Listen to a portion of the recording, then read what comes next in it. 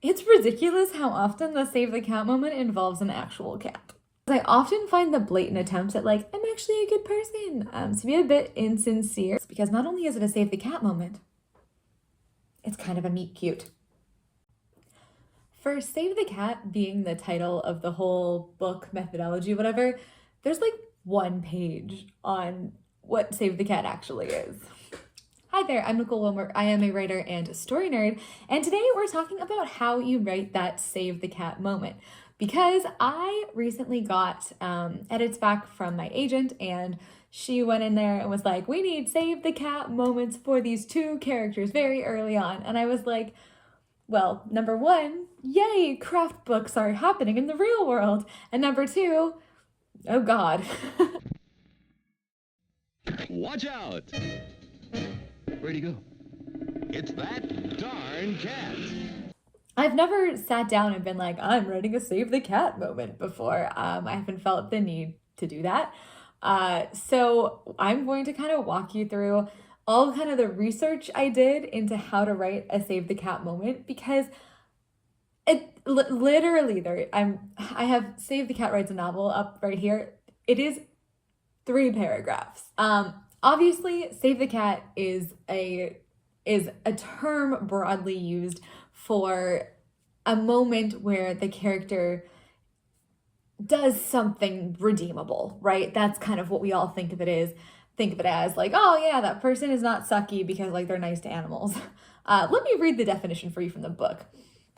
It's a moment or series of moments typically found in the setup beat where the writer goes out of their way to get the reader on the hero's side. Also in here, it says you can give the hero a sympathetic quality, a relatable problem or nemesis, or a glimpse into why they behave the way they do, or by having them do something specifically redeeming. So saving the actual cat, which I'm going to keep mentioning, is the redeeming thing, but I thought it was interesting that we're like, okay, the moment can be defined as like being a certain quality you're bringing out, a relatable problem, glimpse into why they're doing what they're doing. It mentions, if you have a hero who's hard to sympathize with, or you want to doubly make sure your reader gets behind your hero, take that extra time, might be worth the effort. And I agree with that. So at this point, it's like, okay, I decided to do a little bit of a rabbit hole and like, all right, let's find some examples of Save the Cat moments in YA specifically, because that's what I write, and just try to see what they're like. And dude, it's ridiculous how often the Save the Cat moment involves an actual cat. Like, seriously. In the Hunger Games, there's a Save the Cat moment involving the cat. To be fair, it's a little bit twisted because she says that she was going to drown the cat. So she was going to kill the cat, and then she was the saver of the cat because of Prim. But that moment works. It's literally in like the first couple paragraphs of the book, because it's like she has mouths to feed. She's taking care of her sister and her mom. She says this cat is like super annoying, but like she keeps it around and feeds it even though she doesn't like it, which shows how much she cares for her family, and it's the redeemable thing.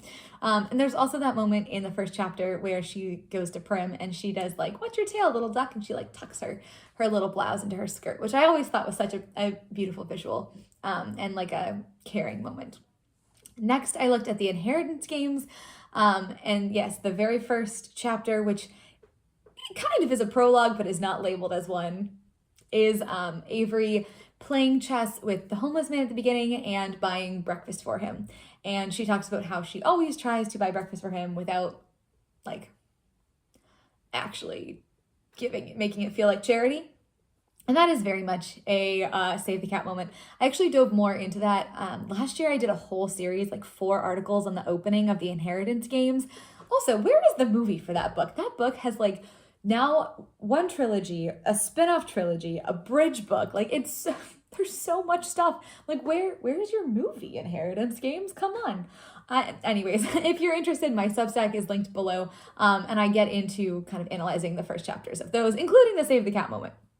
The other one I looked at was The Thieves' Gambit, which is a heist book that came out, I think it was last year. That one has been optioned as a movie, and it also has a sequel, which I'm really excited to read. But basically the opening scene is the character is like breaking into a mansion to steal something, and there's a cat. There's a cat who we think is kind of like grumpy and not loving life and maybe doesn't have the best owners. And so she like is very nice to the cat and like brings the cat with her while she hides. And then at the end, she does have to let the cat go, which is sad. But she is in fact literally saving the cat, which is honestly like a little bit unhelpful because my character opens on a boat and I will not be putting in a cat. Also, I don't really like cats. I'm much more of a dog person. Anyways, in all three of these books, after the character does this redeeming thing, they do this redeeming thing, and it's not, I mean, two of them were kind of animals, but there's always kind of something of almost like a power imbalance, like the power imbalance of like a human and a cat, the power imbalance of someone who is housed and someone who is not housed, the power imbalance of like your helpless little sister and you. So I think why, it's often pets or it's something like that is because there's that power imbalance there. There's that someone who is more instantly sympathetic and more instantly someone you can care for. The main character helps them is kind of how I abstract it. So the really good redeeming moment is the character is helping someone who has less power, less ability, less influence than they do, and they're helping them when they don't have to, and they're not gaining anything from it. I would also say that in these three books, after they have their redeeming moment, all three of these main characters go and interact with their family pretty quick after. Or they're seeing their friends. So for example, in the Hunger Games, obviously we see Prim and the mom kind of right away, and we get a sense of the family dynamic there. In the Inheritance Games, we see Avery, I think, at the principal's office next, which, again, we're seeing like her in a more powerful position, and then she is in the power imbalance because the principal is like and accusing her of cheating. But then the very next scene, she's home with her sister, who is the person that she cares most about. So I think we gain a lot of empathy from that. Thieves' Gambit as well, we quickly see the main character with her mom. And I think that's like an empathy moment, you know what I mean? Or the whole idea of like, we like people who are liked weirdly. I know that sounds odd. But there's a whole like idea in storytelling too, that if you show other people liking this character, the reader is more likely to like the character, even though the characters who like them are also characters who are not real. Weird psychological thing. Anyways, the other thing that's mentioned in here that I think is really interesting is the idea of really pulling out that relatable problem or that glimpse into why they behave the way they do. And I think those three examples also do a really good job of pulling out that like problem, misbelief, shard of glass. For example, in the Thieves' Gambit, the mom has her, you can't trust anyone but me. I think she says the family's last name, which I can't currently remember. But she has that line very quick in there, which is like Avery, or not Avery's, the main character's shard of glass, or the main character's misbelief that you can't trust anyone. Honestly, I feel like it seems like the sequence is redeeming gesture, loved ones, misbelief or shard of glass, so vulnerability, and throughout all of this is imbued power imbalance. So that is kind of how I would break down almost like the formula of what it seems like making a character more relatable. Redeeming gesture, see them with their loved ones, push that misbelief shard of glass, and then we have the power imbalance. So now I am going to go and I'm going to do my own version of this. So we'll see how this goes. All right, so my story is called Some Kind of Criminal. The main character's name is Lena, and we open on the boat. So we do have power imbalance in the opening, which is good, but the power imbalance is like Lena's on the bottom of it. Like I never show her interacting with anyone where she is more power, if that makes sense. It's about, that first scene is really about getting the character curious, engaged, caring, etc., etc., etc. But I don't have that, like, anything sort of redeeming for her to do. In the second chapter, I get a lot more into the shard of glass, and I have a family member in that second chapter which is great because that helps with like that loved ones thing. But to be fair, like that first chapter, my character does start off at a position that I think is relatable. Like she's really nervous and she's lying about being nervous because she feels like she can't say the truth. And then someone's kind of mean to her. But then she does something distinctly unlikable, and that's that power balance shift. And that's definitely why my agent asked for a save the cat moment in chapter 1, because it does something unlikable in the very first chapter, which for some reason I love to do. I like unlikable characters, and Lena is not unlikable. She is maybe a little morally gray, but she's not unlikable. Anyways, and then she joins a heist crew and they just start breaking all the laws, like all the laws. So I get it from that perspective of like we need to establish why we should like her. So the tricky thing is the book is set, the opening scene is on a boat. Like there's this big fancy party on a boat. It's right before this big fancy party starts. And the scene is like already really tight and there's like lots of things packed in. We have angst, we have the moment where she lies about not being nervous, which I do think is good because that shows vulnerability. You always hear like interiority should reveal what the character's not saying. She goes to the bathroom after that, she meets the catalyst character, there's a conflict, and then she does the unlikable thing. And I'm like, okay, in this sequence, without completely like, obviously I can make changes to the story, but I don't want to completely like overhaul things. Like she can't not meet the catalyst character. She can't not make the decision she makes at the end of the scene because it's important. So it's like, again, I don't want to shoehorn it in. Yeah, I know we really want a redeeming moment here. So I'm going to brainstorm. I have my laptop, I have some paper, and I'm going to brainstorm ways she could do something that, what was it? It's like, help someone who is at a lower power balance than you when you don't have to, basically. Gonna try to brainstorm like in that framework. See you in a few minutes. Okay, we're a few minutes later and I have a sheet of just like brainstormed stuff. Brainstorm stuff in here. Okay, let's just put this sheet. We'll just, that's not good. How do you film? I don't know. Okay, I'll put it here. All right. So, my first thought was that she could be nice to someone else in the orchestra. She's about to perform an orchestra performance. That's why she's nervous. She could like help someone who's struggling or tell someone their makeup is smudged. But first of all, that doesn't seem huge. But also like, I'm hesitant to lean too hard into the orchestra stuff and like, because it doesn't really come back. Like she has this thing on a boat, she meets the catalyst character, and very soon she's going to be whisked away to Italy. And there's a couple characters already in this scene and in this opening that don't come back. And that's already like kind of a tricky tightrope. And I've had to like not name certain people or like move around, have the catalyst character be introduced before another character. So we understand that she is important and not the other character. Catalyst character's name is Maisie, by the way. She's like the love interest and they like go off to Italy and steal things. Really fun. Anyways, yeah. I've had beta readers be like, tell me what this character looks like. And I'm like, I'm not telling you, they don't matter. So anyways, we have to be careful about having people who don't matter. So I was thinking, so not the orchestra. My first thought too was like someone could fall off the boat. But that's not really what she's gonna pull them in. Like, no, that doesn't work.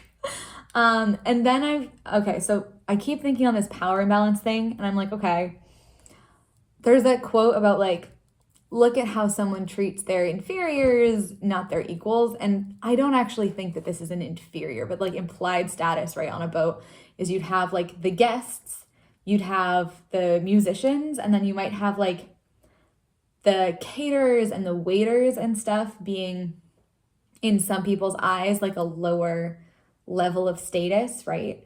So I was thinking like, they're on a boat, so they're like holding a tray and they fall over or something and she runs over to help, like that. I'm thinking that could work. And then I was thinking about this and I was thinking about, oh my God, that's another like walk-on character.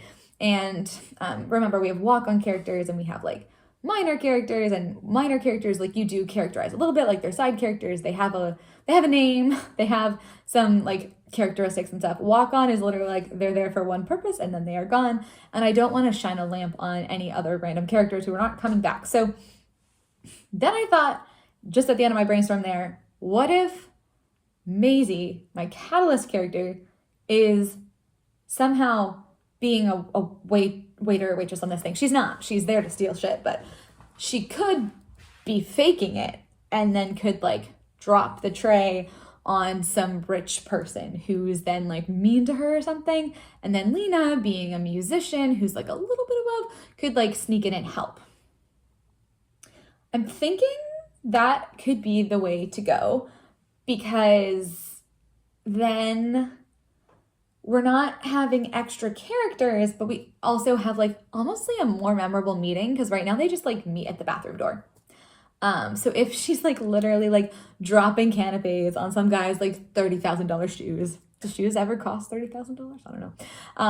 And Lena's like, oh, let me help you. And she comes in. I feel like that could really work. And then my brain was like, oh my God, because Maisie is there to steal something from a guy. And what if she'd planned it? Like she'd planned to pretend to be a waiter, to pretend to spill something, and he gets mad, he's distracted, his shoes are covered in, I don't even know what a campe is, to be honest with you. I gotta look that up.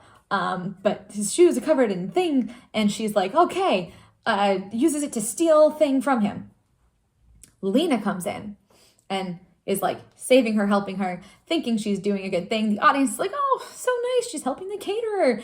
And then we go into the like, oh, like let's go clean up in the bathroom, and then we can finish off the whole scene. I think that kills a lot of birds, because not only is it a save the cat moment, it's kind of a meet cute. What do we think? I feel like that works. And it bonds them. It means Maisie's a bit indebted to her, so stuff she does later might like have more believability and gravitas and stuff, maybe, possibly. Makes things less coincidental, because instead of randomly bumping into each other, the character's making a choice to go do the thing. I quite like it. The more I say it, I'm like, I think I quite like it. So now we are going to go write this thing, which is a whole other can of worms. I'll be back. We're going to try to at least draft a quick version of it.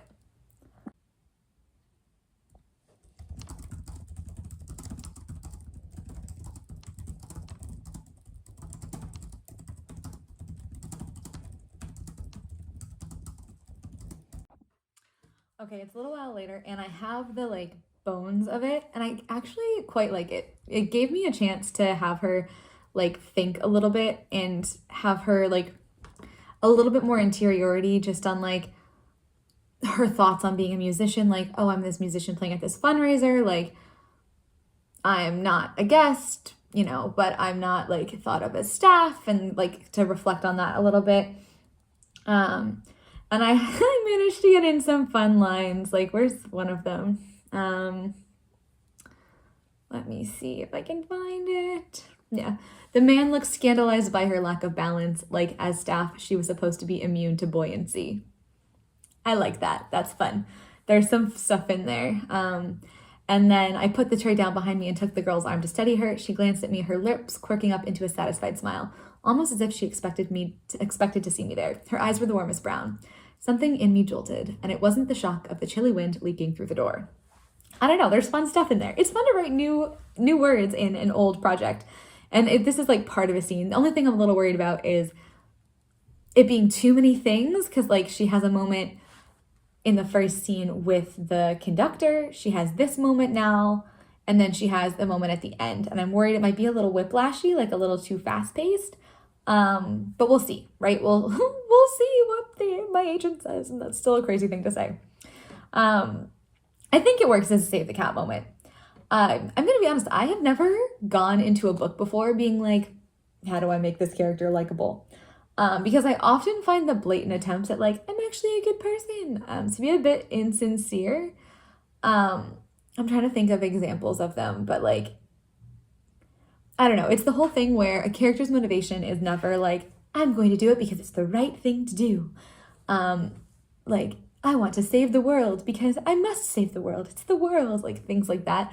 That might actually be true in real life, but for a character, there's like nothing to tap into with that. Anyways, that's very far from what my character's motivation actually is. But yeah, I've kind of shied away from that kind of save the cat thing. I also shy away from theme stated because, which is a beat in Save the Cat, because I'm like, that seems a little obvious. But you know, I do like where this brought me. I don't think you always need Save the Cat. I think I've been trying to think of it like books I've read recently. Most adult books don't have these obvious moments. I'm thinking of things like Killers of a Certain Age, which is old lady assassins, and like The Wedding People, which has a very like bridezilla, and then the main character is someone who's come to a hotel to unalive herself. But like those stories, they don't have a moment where someone's doing anything redeeming, really, but like she's not nice to this bride, and the assassins don't really do anything that's like, oh, they saved someone, you know? They kill a lot of people. But I think there's like empathy built into those story setups a bit more, maybe. Like you have older folks, you have sympathy for someone who's in a bad place mentally.